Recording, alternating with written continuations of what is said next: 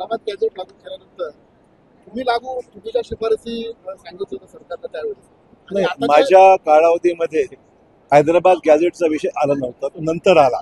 जरांगे पाटलांनी जो गॅझेटचा नंतरचा विषय, त्या काळामध्ये निजामाच्या काळामध्ये मराठवाड्यामध्ये ज्या नोंदी सापडल्या गावाच्या, त्या नोंदीचा आधार घेत त्यांनी ती मागणी केली आणि देवेंद्र भाऊंनी परवा जी घोषणा केली त्याच्यामध्ये ज्यांची नावं गॅझेटमध्ये आहेत त्याची पडताळणी करून मग कोणाच्याही इतर आरक्षणाला धक्का न लावता मराठा आरक्षण देण्याबाबत बाध्यता त्यांनी केलेली आहे.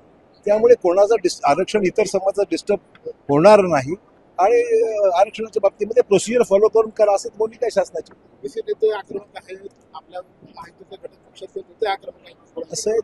असं आहे की आता मला वाटतं की गोष्ट समजून घेण्यासारखी आहे. अतिशय क्लिष्ट असा हा विषय गेल्या अनेक वर्षापासून आहे. तो सोडवण्याचा प्रामाणिक प्रयत्न मुख्यमंत्र्यांनी केला आणि त्यात यश आलेला आहे. कसं केला वाटतं? एकाच ताटात जर सगळ्या जाती जेवण करत असतील तर विचारलं तर जाईल. नाही, आता हे असं आहे की मराठ्यांना आरक्षण किती दिलं पाहिजे, ईडब्ल्यूएस मध्ये किती असले पाहिजे, ओबीसींना किती असलं पाहिजे, या सगळ्याच गोष्ट आहेच ना, आजही आहे. त्यामुळे कोणाच्या ताटातून घ्यायचा प्रश्नच उद्भवत नाही. जरांगे पाटलांचं समाधान झालं असं वाटतं. ते समाधान विद्यार्थी ते म्हणजे शासनाचं अभिनंदन करतायत किंवा शासनाचे ते आभारच मानले, त्या अर्थी मला वाटतं त्यात काही संभ्रम राहिला नाही त्याचा. असं आहे की पाण्याचं वाटप हे व्यवस्थितपणे हाताळावं लागतं. जिल्ह्यात वाद वाढू नये हा त्याची काळजी घ्यायची गरज आहे. हा प्रश्न केव्हा निर्माण होतो? ज्यावेळेस पाऊस कमी असतो, ज्यावेळेस पाणी उपलब्ध राहत नाही, दुष्काळ असतो, त्यावेळेस हा तीव्रता वाढलेली आहे. आज पाऊस एवढा झालेला आहे की तो पण याचा प्रश्न उद्भवतो. 14 वर्षाचा वनवास संपला असं.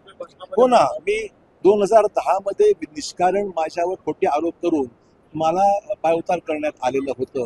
त्या 14 वर्ष झाली. 14 वर्षानंतर मी आज भाजपामध्ये निर्णय घेतला येण्याचा आणि आज मी काम करत असताना हा म्हणून त्याचा उल्लेख केला. आपण केंद्र सरकारला बोललं पाहिजे सर. नांदेड जिल्ह्यामध्ये ज्या पुराची स्थिती निर्माण झाली तिथल्या नागरिकांना अजून कसलीच मदत मिळालेली नाही. हे चुकीचं आहे. पंचनामे झालेले आहेत, शासनाच्या निकषाप्रमाणे निधी द्यायला पाहिजे तो देण्यात आलेला आहे. आता सर्वच एकदम होऊ शकत नाही कारण की व्याप्ती मोठी आहे आणि त्यामुळे पंचनाम्याप्रमाणे शासन निर्णय घेईल. राजकीय आयुष्यात उठवण्याचा प्रयत्न केला गेला. निश्चित म्हणेन ना, मी माझ्या राजकारणातल्या शिखरावर त्यावेळेस होतो 2008 ते 10 कालावधीमध्ये आणि माझ्या हातून अशी कुठलीही चूक झालेली नव्हती की ज्याचं मला एवढा वनवास भोगावं लागणार. 14 वर्षांतर मी आलो, सन्मानाने मला या पक्षात घेतलेला आहे. मला या पक्षामध्ये काम करण्याकरता खासदारकी मला प्रदान करण्यात आलेली आहे. मी माझा सन्मान समजतो. काँग्रेस पक्षातला कोणी नेता आहे का? मला हे बोलायचं नाही, आज काही बोलायचं नाही. अवस्था तुमची जी झाली ती चाकूरकर साहेबांची केली गेली असं वाटतं. मला काय बोलायचं. चला प्लीज चला थँक्यू, धन्यवाद.